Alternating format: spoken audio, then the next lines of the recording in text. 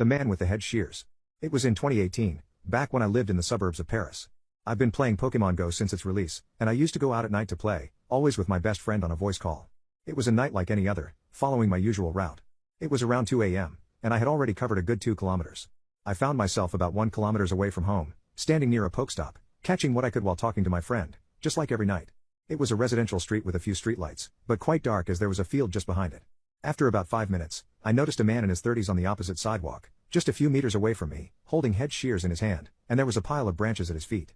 I thought the man was just trimming the branches of his tree. However, when I described the scene to my friend, he said, "You should leave right away, no one does gardening in the middle of the night."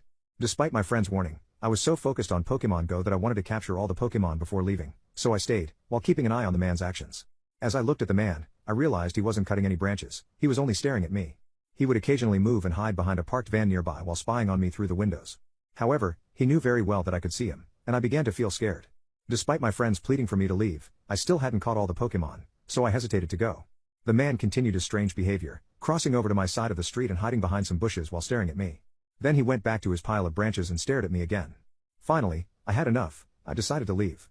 I walked normally towards my home, trying not to show any fear. I had a straight path back home. My friend on the call asked me to check behind me in case the man was following me. Indeed, he was still holding the hedge shears, about 10 meters behind me. I then made a left turn instead of going straight, even though it made my way longer.